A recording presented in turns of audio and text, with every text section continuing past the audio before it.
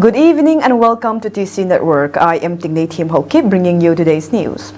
Today's top headlines include: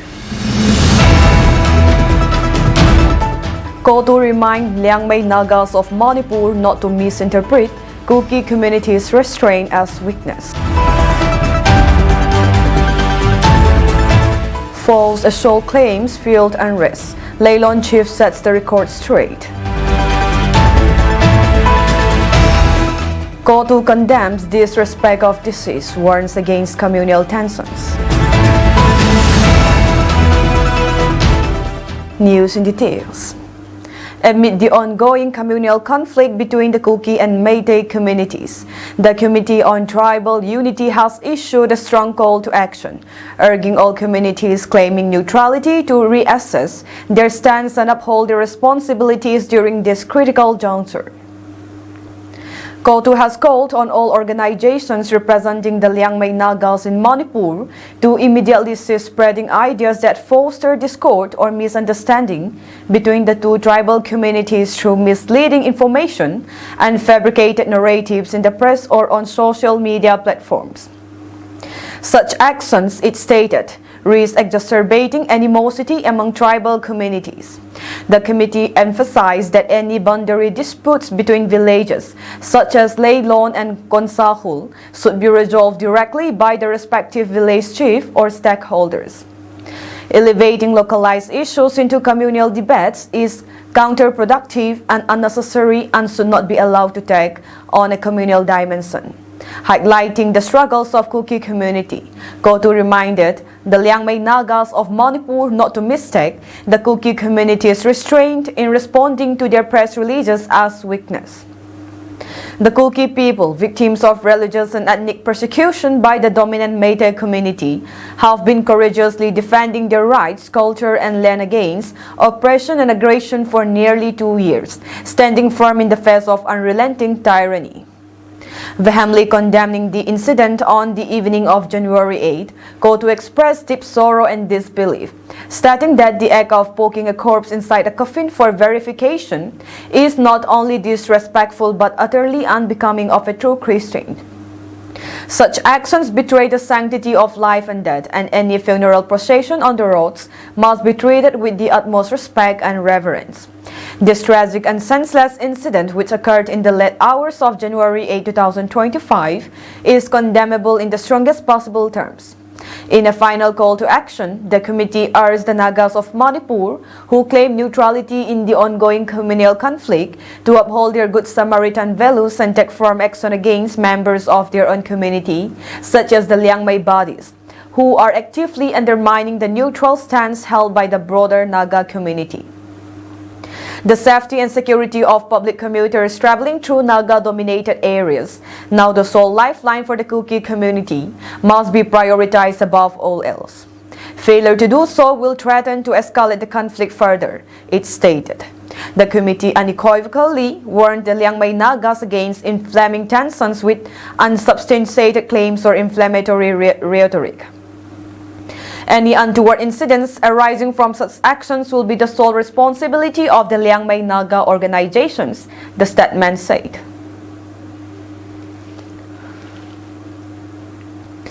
In a dramatic turn of events, allegations of physical assault against a Liangmay woman by Kuki volunteers on January 7, 2025 have been debunked as baseless, sparking widespread calls for accountability over the spread of misinformation. Haupu Vaipay, chief of Laylon Kono village, issued a powerful statement dismissing the claims, labeling the accusations as fabricated to mislead the public. According to his account, the alleged incident involved a group of village elders, including women, who approached the woman overseeing ground leveling with a JCB machine. Their approach was peaceful, requesting the activity be halted due to the heightened unrest in the region. In his statement, the chief detailed how both parties agreed not to record the incident to prevent further misunderstandings. The situation was promptly de-escalated by the swift intervention of a Laymahong police team led by the officer in charge, who ensured peace was maintained. Additionally, the subdivisional officer SDO of Kangchup Gelzang personally visited the site, mediated between the parties, and scheduled a formal hearing at the office of the Deputy Commissioner Kang Pokpi on January 10, 2025. Shockingly, the same evening, the woman released a video accusing the Kuki volunteers of physical assault, a claim the chief has denounced as entirely false. This video ignited a chain reaction, with the Eastern Liangmay Women Union enforcing a road blockade at Makhan village.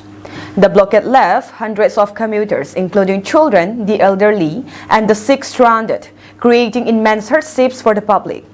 This baseless allegation has inflicted unnecessary suffering on innocent travelers and stirred unwarranted tension. Such actions only deepen the divides in our already fragile states, stated Chief Vaipai. He appealed to the public to exercise caution, reject misinformation, and await the outcomes of the scheduled hearing. The truth behind these allegations must prevail, not only to restore trust but to ensure peace and stability for all communities involved, he stated. Manipur Chief Minister N. Biren Singh thanked the Union Home Ministry for introducing a regulation that allows Myanmar residents living within 10 kilometers of the international border to temporarily enter the state with a border pass issued by the Assam Rifles. Talking to reporters, Singh described the move as a good beginning, emphasizing the importance of regulating cross-border movement. Earlier, nobody paid attention to who was going in or out of the country. I thank the Union Home Minister and the Ministry of Home Affairs for introducing this regulation. Not only Assam Rifles, but also the state police, health officials, and DC office staff at the border are involved. I urge everyone to take extra care and use advanced machinery to prevent illegal immigration, Singh said. On the recent suicide of a 21-year-old woman at Mekola relief camp, Singh said an FIR had been filed. According to the information available, the incident was not caused by ill treatment or conditions inside the relief camp but due to personal issues. The case is under investigation, he added. Singh also informed about plans for the construction of a world-class museum at Kanchipur. The proposed museum will be fully computerized and will cost around Rs 40 crores. Our goal is to educate the current and future generations about the past and present history of the state and the country and to understand the complexities of Manipur. This is my priority, the CM said. In response to the concerns about social media misuse, Singh called it very unfortunate that the platform was being used to spread mockery and misinformation. We have taken action in many cases through cybercrimes units. Several people have been arrested and accounts have been blocked. We will continue to act in accordance with the law, he assured. A disturbing incident involving the violation of a funeral procession has sparked fresh tensions in conflict-torn Manipur. The Committee on Tribal Unity, KOTU, strongly condemned the January 8 incident where a corpse in a coffin was allegedly prodded for verification, calling it a severe breach of Christian values and human dignity. The organization directed sharp criticism at Liangmay Naga organizations for allegedly spreading divisive narratives that could worsen relations between tribal communities. KOTU emphasized that local disputes such as boundary issues between villages like Leilon and Konsahul should remain at the village level rather than escalating into broader communal conflicts. Addressing the ongoing Kuki-Zo and Meitei conflict, KOTU highlighted that the Kuki-Zo community has endured religious and ethnic persecution for nearly 2 years. The committee cautioned against misinterpreting their measured responses as weaknesses. KOTU specifically called out groups claiming neutrality in the conflict, particularly urging Naga communities to take responsibility for maintaining peace. The committee stressed the critical importance of protecting transit routes through Naga-dominated areas, which serve as vital lifelines for the Kuki-Zo community. Any untoward incidents arising from inflammatory actions will be the sole responsibility of the Liangmay Naga organizations, KOTU warned in its statement. Today at 7 a.m., the Empower Coaching Center located in Saranveng, Molnom, Lamka organized a program to celebrate World Hindi Day, Viswa Hindi Diwas, with the theme, A Global Voice of Unity and Cultural Pride. The program was attended by Sri Lunkhungam Haukip, who inaugurated the event, and Sri Lalboy Haukip, a Hindi teacher who served as the resource person. During the program, Sri Lalboy Haukip highlighted the importance of the Hindi language and its significance in promoting unity and cultural pride. He also emphasized the need to learn and appreciate the Hindi language, which is an official language of India. It was mentioned that World Hindi Day is celebrated every year on January 10, and this year's celebration is particularly significant as it marks the 17th anniversary of the day. The program also highlighted the fact that Hindi is a widely spoken language in India and is an important part of the country's cultural heritage. The Empower Coaching Center has been offering basic Hindi courses and adult spoken Hindi courses for the past 2 years with the aim of promoting the learning and appreciation of the Hindi language in Northeast India. The center plans to continue offering these courses in 2025 along with basic English grammar courses. In conclusion, World Hindi Day is a significant event that aims to promote the learning and appreciation of the Hindi language, which is an important part of India's cultural heritage. The Empower Coaching Center's efforts to promote the learning of Hindi in Northeast India are commendable, and it is hoped that more people will take an interest in learning this important language. World Hindi Day was first celebrated in 1974, and since then, it has been observed every year on January 10 to promote the language as its cultural significance. A mega Upper Diwas program was organized today at Sinot Hall, IB Road by the Zonal Education Officer, Chorachandpur. The first session of the program was attended by various private schools, EDCs and parents from the district, and the second session was attended by government schools and aided schools respectively. A sensitization and interaction program on Udais and Upper ID generation was the main focus of the program. The program was attended by around 400 attendees. As Domun Siam Simte, TZT Computer Science JNV Chorachandpur, was the resource person of today's interactive program. He stressed the importance of generating permanent education numbers for every student. Upper ID will be useful for college admission, competitive examination, scholarship and academic records, and many others as well, and hence parents and teachers must make sure every student has all the aforementioned documents. Upper ID means One Nation, One Student ID. To generate Upper ID, one needs Udais Plus records, Aadhaar card, personal identification number, and the details of the student. Bearing each importance for your child's future, parents are requested to compulsorily create Upper ID and Pen ID in the earliest for your children. Arms and ammunition were seized during an operation conducted by security forces in Manipur's Kakching District, police said on Friday.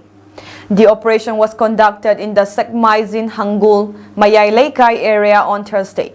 A 7.62mm self-loading rifle, an SBBL gun, a country-made 9mm pistol with magazine, a country-made 0.32 pistol, 3 hand grenades, cartridges, and a wireless set were seized, a police officer said. A joint operation conducted by the Sinapati Police, Forest Department, and the Executive Magistrate successfully destroyed 19 acres of poppy cultivation in the Khabung Hill Range on January 8, 2024.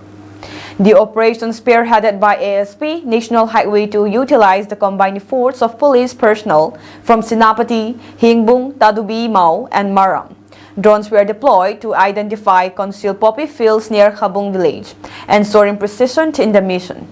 An FIR has been lodged and an investigation is currently underway to identify the culprits behind the illicit cultivation. Expressing appreciation for the officers and personnel involved, authorities highlighted the importance of such decisive measures in combating the drug threat. This operation underscores our unwavering commitment to eradicating the drug menace in Manipur, as senior officials said.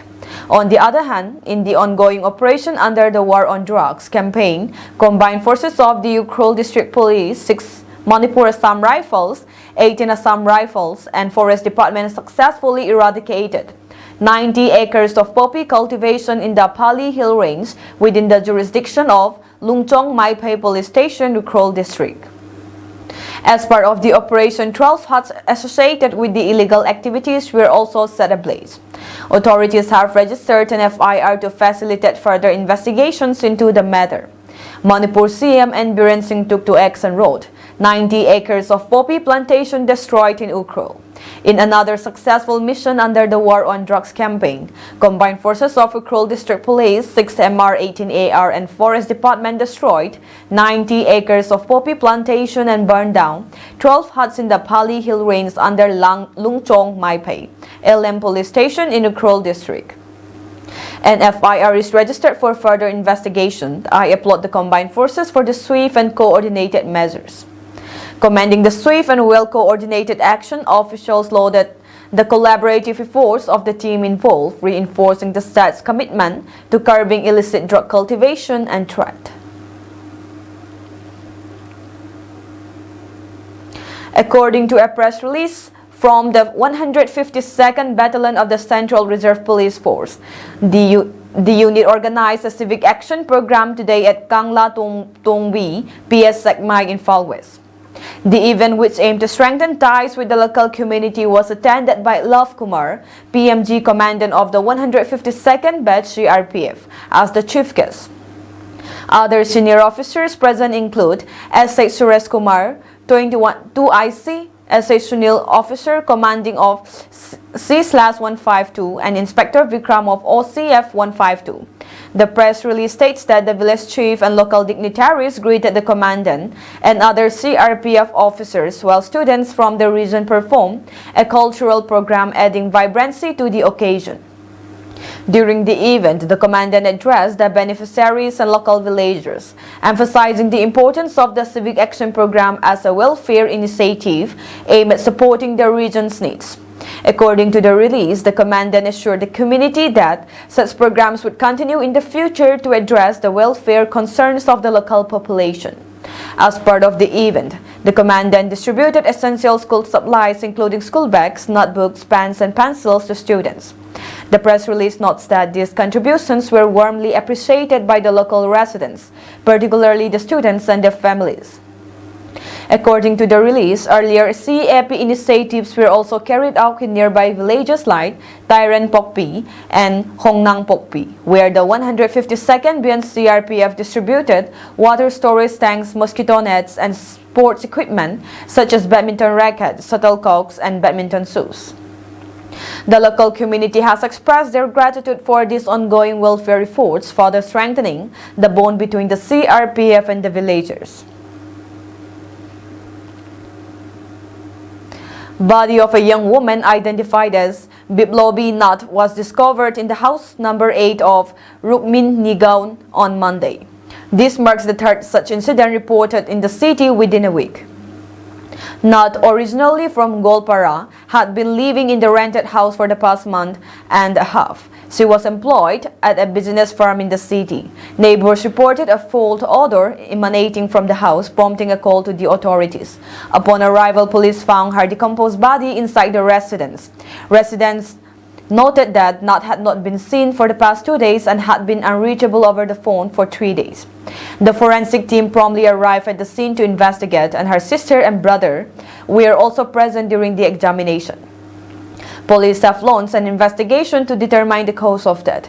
Further details are awaited as forensic analysis continues.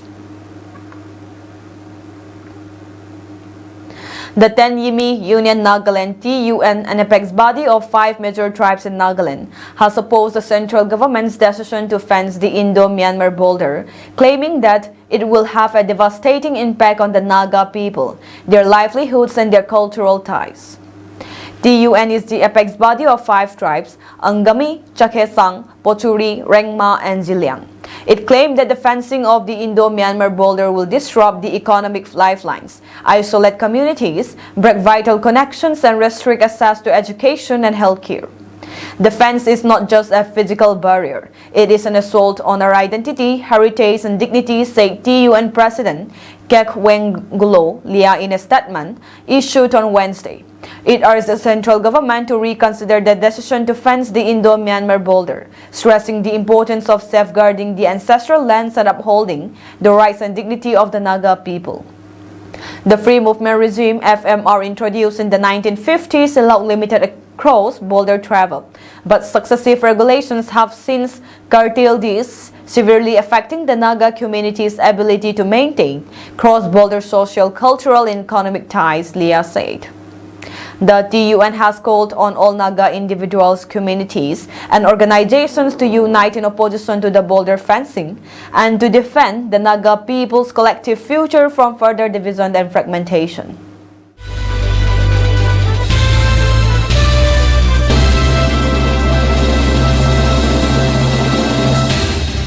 Of the 8 security personnel who lost their lives in a Maoist blast in Chhattisgarh's Bijapur district a day ago, 5 had joined the police force after quitting Naxalism, a senior official said. Head Constable Budram Korsa, Constables Duma Markam, Pandaruram Bamansodi, all belonging to the District Reserve Guard, and Constable Somdu Veti of Buster Fighters were earlier active as Naxalites and joined the police force after they surrendered, Inspector General of Police Buster Rains Sundar Ras told PTI. Korsa and Sodi were natives of Bijapur district, while 3 others hailed from adjoining Dantewada district, he said. Last year, 792 Naxalites had surrendered in Bastar region, comprising 7 districts, he said. 8 security personnel, 4 each from DRG and Bastar fighters, both units of state police, and a civilian driver were killed after Naxalites blew up a vehicle, which was part of a convoy carrying security personnel near Ambeli village under the Kutru police station area of the district on Monday. It was the biggest strike on security forces by Naxalites in Chhattisgarh in the last 2 years. Dubbed as Sons of Soil, the DRG personnel and recruited from among local youths and surrendered Naxals in Bastar division. It is considered as a frontline anti-Naxal force in the state. The DRG was raised over different periods of time in 7 districts of Bastar spread in an area of around 40,000 square kilometers to fight the menace of left-wing extremism ongoing from over the past 4 decades. It was first set up in Kankar, North Bastar, and Narayanpur, comprising Abusma districts in 2008, and after a gap of 5 years, the force was raised in Bijapur and Bastar districts in 2013. Subsequently, it was expanded in Sukma and Kondagon districts in 2014, while in Dantewada, the force was raised in 2015. State Police Bastar Fighters Unit was raised in 2022, wherein local Bastar youth who were familiar with the local culture, language, and terrain have a bond with the tribals were recruited. A couple and their 3 children were found dead at their residence in the Lisadi Gate police station area here on Thursday night, police said. Meerut Senior Superintendent of Police SSP Vipin Tada, who visited the crime scene, said the police received a call about a locked house. Upon reaching the location, the officers found out that the house had been locked from outside, he added. After gaining access through the roof, they found the bodies of Moin, his wife Asma, and their 3 daughters, Absa 8, Ajiza 4, and Adiba 1, Tada told reporters. The manner in which the house was locked suggests that the individual involved in the crime may have been someone known to the family, he said. The SSP said the preliminary investigations point towards an old enmity as the possible motive behind the incident. A detailed investigation is underway, he added.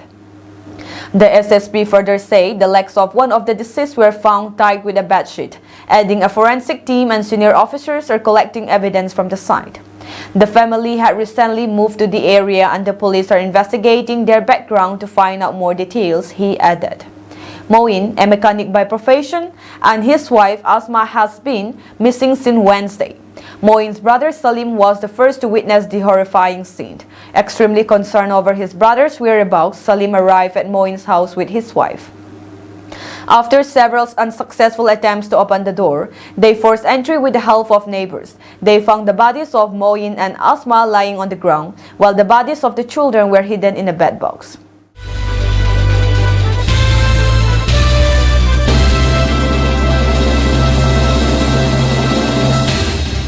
The EU's top climate policy official has warned that global efforts to combat climate change would suffer a major setback if U.S. President-elect Donald Trump withdraws the country from the Paris Agreement again. Trump's transition team has prepared executive orders to withdraw the United States from the main global treaty on climate change. The United States is currently the world's second biggest polluter after China. If that were to happen, that would be a serious blow for international climate diplomacy, EU Climate Commissioner Wopke Hoekstra told Reuters in an interview. Another U.S. exit from the Paris Agreement would require other countries to double down on climate diplomacy in response, he said. There is no alternative to make sure that, in the end, everyone chips in because climate change is indiscriminate, Hoekstra said of the UN climate talks. This truly is a problem that the world needs to solve together. The Paris Agreement is the centerpiece of United Nations climate negotiations in which nearly 200 countries discuss steps to curb emissions and funding to pay for these efforts. The U.S. has played a central role in the talks, including by working with China, the world's biggest polluter and second biggest economy, to lay the groundwork for recent global climate deals. A turnaround is expected under Trump, who returns to the White House on January 20. Trump has called climate change a hoax and withdrew from the Paris Accord during his first term from 2017 to 2021. He has warned the EU that it must buy more U.S. oil and gas or face tariffs.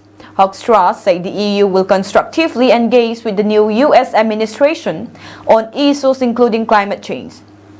He said the Commission is reaching out to the U.S. contacts across the political spectrum, including at the non-federal level, making sure that our American friends, as much as is possible, are actually staying on board and are working on this together with us is clearly something I will strive for, he said. But even as Brussels faces pressure to step up its climate leadership to fill a potential U.S. vacuum, the EU is set to miss a February deadline for all countries to send new national climate plans to the UN. The outgoing Biden administration already published the contribution of the United States.